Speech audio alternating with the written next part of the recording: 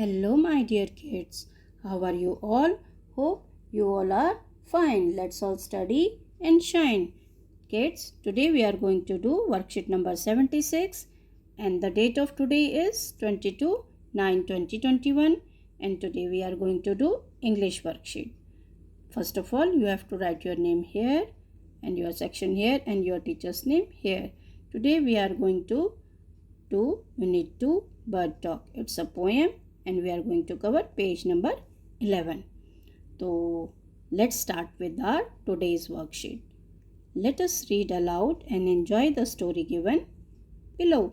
नीचे एक स्टोरी दी हुई है, उसको हम चलिए रीड करते हैं जोर जोर से और एंजॉय करते हैं. ठीक है बच्चों, तो चलिए शुरू करते हैं रीडिंग करना.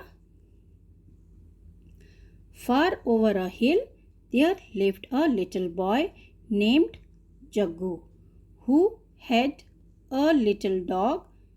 The dog liked apples.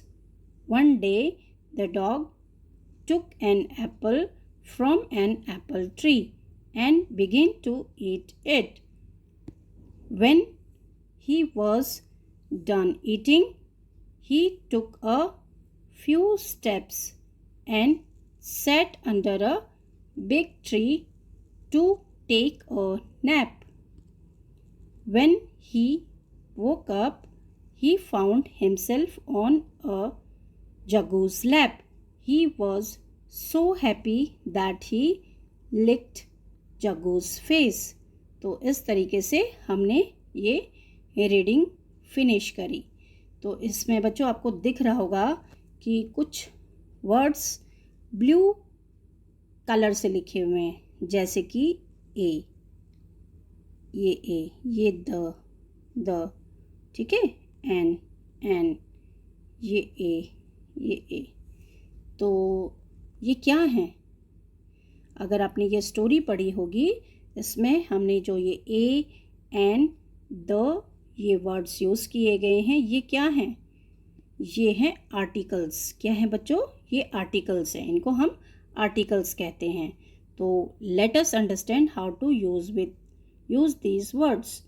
तो इन वर्ड्स को किस तरीके से यूज़ किया जाता है, चलिए उसे हम सीखते हैं. इसमें क्या दिया हुआ है? ए एंड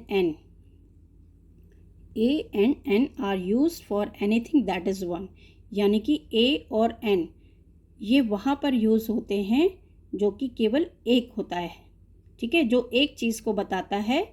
ऐसे वर्ड्स के आगे ए एन लगता है. And an is used for words that is begin with vowel sound such as an orange, an umbrella. तो आपने वॉवल साउंड पहले पढ़ चुके हो कि वॉवल साउंड क्या होते हैं. अगर आपको नहीं पता तो मैं एक बारी दोबारा से आपको रिमाइंड करवा देती हूँ. वॉवल साउंड, जब हम इंग्लिश के अल्फ़ाबेट्स पढ़ते हैं ABCD, जिसको पूरा Z तक A to Z तक पढ़ते हैं, उसमें कुछ साउंड्स हैं. A से Z तक साउंड जो हम पढ़ते हैं उसमें कुछ साउंड हैं जो वॉवल साउंड होते हैं. वो कौन कौन से होते हैं? A, E, I, O और U. ये 5 जो साउंड्स हैं ये वॉवल साउंड होते हैं. इनके अलावा जो साउंड्स होते हैं दे आर कॉन्सोनेंट साउंड. तो इनके अलावा जैसे ए के बाद क्या आता है? B, C, D. ठीक है, E तो यहाँ पर आ गया, तो F, G, H यहाँ पर आ गया I. ठीक है, J, K, L, M, N. O यहाँ पर आ गया ऊपर. तो नीचे बाकी के जितने भी लेटर्स हैं वो आ जाएंगे और फिर U आ जाएगा वॉवल साउंड में. उसके बाद जो बच रहे हैं they are also consonant sound. तो अब आपको पता चल गया होगा कि वॉवल साउंड क्या होते हैं और कॉन्सोनेंट साउंड क्या होते हैं. तो अब आपको जो है मैंने रिकॉल भी करवा दिया. चलिए हम आगे बढ़ते हैं. तो अब हमें क्या दिया हुआ है? Orange, ORANGE, orange. ऑरेंज का जो फर्स्ट लेटर है, फर्स्ट साउंड है, वो क्या है? O. And O is a vowel sound. तो इसके आगे क्या लग जाएगा बच्चों? N orange. ऐसे ही अम्ब्रेला, UMBREAA अम्ब्रेला. अम्ब्रेला का जो फर्स्ट साउंड है दैट इज़ वॉवल साउंड. तो वॉवल साउंड, जब भी किसी भी वर्ड का जो फर्स्ट साउंड है अगर वो वॉवल साउंड होगा तो वो उसके आगे क्या लगेगा, एन। ठीक है बच्चों, ये क्लियर हो गया। अब हम आगे बढ़ते हैं। आगे क्या लिखा हुआ है, A is used with words that do not begin with vowel sound. तो ऐसे वर्ड्स भी हैं जो वॉवल साउंड से शुरू नहीं होते हैं। वॉवल साउंड्स तो केवल 5 हैं। 5 के अलावा जितने भी साउंड्स हैं वो मैंने आपको बताया कॉन्सोनेंट साउंड्स होते हैं। तो कॉन्सोनेंट साउंड्स वाले वर्ड्स जो हैं जिनकी शुरुआत कॉन्सोनेंट साउंड से होती है, तो उनके आगे हम क्या लिखते हैं, ए। और जैसे कि आपको मैं बताती हूँ, बर्ड एक वर्ड है जिसका फर्स्ट साउंड क्या है, बी, ब साउंड है। ठीक है, तो बी जो है यानी कि ब साउंड जो है ये कॉन्सोनेंट साउंड है, तो इसके आगे क्या लग जाएगा, कॉन्सोनेंट साउंड के आगे ए लगता है। ठीक है, तो अ बर्ड। तो इस तरीके से जो कॉन्सोनेंट साउंड से वर्ड शुरू होते हैं उनके आगे हम क्या लगाते हैं बच्चों, ए। ठीक है, अब हम पढ़ते हैं द के बारे में, THE द। ठीक है, क्या होता है ये, the is used for specific things. जब आप किसी स्पेसिफाई यानी कि किसी खास चीज़ के बारे में बात करते हो जिसके बारे में आपको पता है, चाहे वो एक हो या बहुत सारे हों, जैसे ए और एन तो उन्हीं वर्ड्स के आगे लगता है, उन्हीं नाउन के आगे लगता है जो कि एक होते हैं। लेकिन जो द होता है ये उन वर्ड्स के आगे भी लग सकता है जो बहुत सारे होते हैं, मैनी होते हैं। वन के आगे भी लग सकता है, मैनी के आगे भी लग सकता है। बट कैसे वर्ड होने चाहिए, वो स्पेसिफिक थिंग, कोई भी खास चीज़ होनी चाहिए। ठीक है, जिसके बारे में आपको पहले से कुछ पता हो, जिसके बारे में आपको जानकारी हो, तो उन वर्ड्स के आगे जो आपको जिनके बारे में पहले से ही ज्ञान है, जिनके बारे में आपको पहले से ही पता है, तो उन वर्ड्स के आगे, स्पेसिफिक थिंग्स के आगे द लगता है। ठीक है बच्चों, जैसे कि द सन, द ट्रीज, कौन सी ट्रीज, ऑन द हिल, ऐसी ट्रीज जो कि हिल पर हैं, सभी ट्रीज नहीं। अगर हम सभी ट्रीज की बात करेंगे तो पहले तो ट्री आएगा, ट्री, किसी भी ट्री की बात करेंगे तो या तो ए आएगा या एन आएगा। तो इसमें बताइए क्या आएगा, ए, क्योंकि फर्स्ट लेटर वॉवल साउंड नहीं है, ट साउंड है, तो ट इज़ अ कॉन्सोनेंट साउंड, तो उसके आगे ए लगेगा। अब क्योंकि यहाँ पर ट्रीज़ हैं, बहुत सारे ट्रीज़ हैं, और ऑन द हिल, ऐसे ट्रीज़ जो कि हिल पर हैं, तो यहाँ पर हम द आर्टिकल यूज़ करेंगे। ठीक है बच्चों, तो चलिए हम आगे बढ़ते हैं। Now let us fill in the blanks with A and the. अब आपको आर्टिकल्स के बारे में पता चल गया है कि हमारे पास कितने आर्टिकल्स होते हैं, 3 आर्टिकल्स होते हैं। एक होता है ए और एक होता है एन। ठीक है, ये होते हैं डेफिनेट आर्टिकल। क्या होते हैं बच्चों, इनडेफिनिट। कैसे आर्टिकल्स होते हैं, इनडेफिनिट।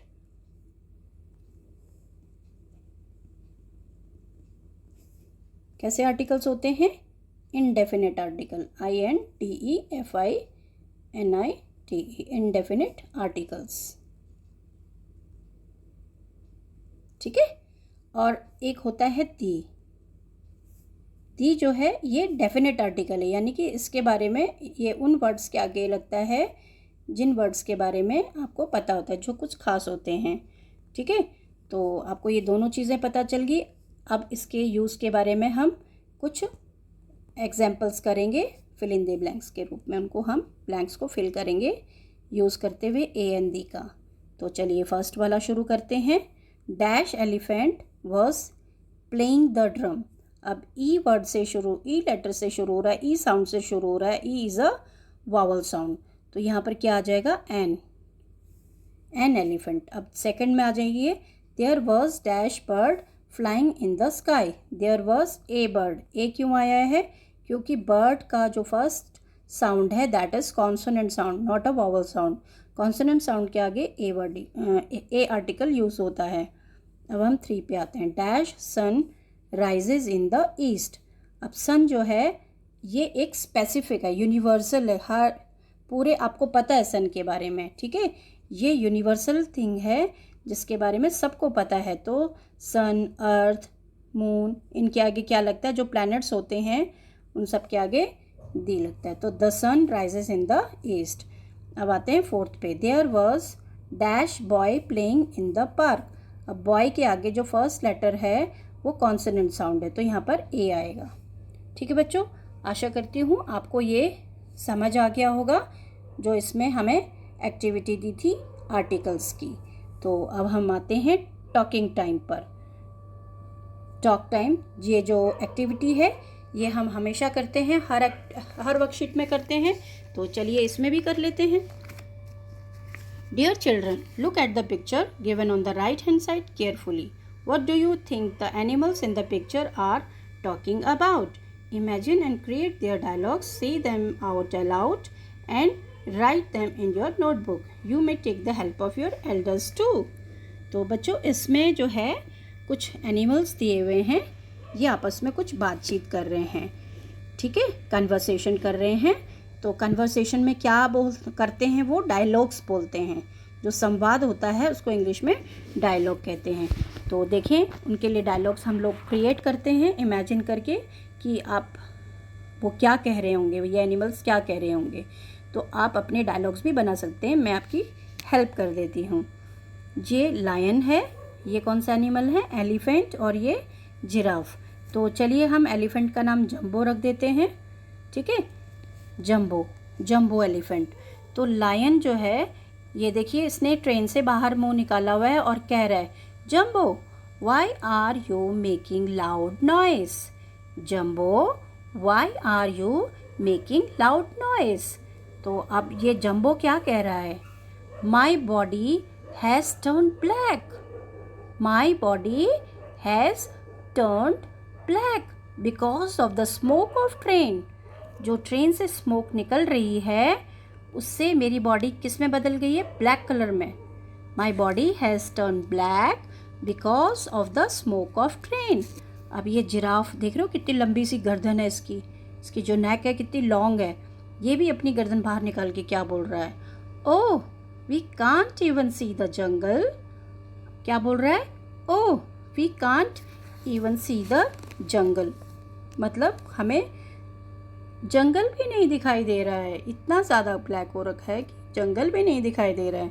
तो अब नेक्स्ट स्टेप क्या है बच्चों, अभिभावकों के लिए सुझाव है। बातचीत के माध्यम से बच्चों को एक और अनेक में अंतर बताइए और रसोई में उपलब्ध सामग्री के माध्यम से एक और अनेक के उदाहरण दीजिए। तो कोई भी चीज़ होती है, एक होती है तो वो एक होती है यानी कि सिंगुलर। ठीक है, और अनेक होती है उसको क्या कहते हैं, प्लूरल, यानी बहुत सारी हैं, मैनी। एक होती है तो वो वन होती है और बहुत सारी होती हैं तो वो क्या हो जाती है, मैनी। ठीक है, जैसे वन स्पून और मैनी स्पून्स। तो इस तरीके से कोई भी चीज़ एक होती है तो वन होती है, उसको हम सिंगुलर कहते हैं, हिंदी में एक वचन कहते हैं। और बहुत सारी होती हैं यानी मैनी होती हैं, इंग्लिश में से प्लूरल कहते हैं, हिंदी में बहुवचन कहते हैं। आशा करती हूँ आपको ये वर्कशीट समझ आई होगी और आपने खूब एंजॉय किया होगा। तो आगे की वर्कशीट में हम दोबारा मिलेंगे, तब तक के लिए थैंक यू।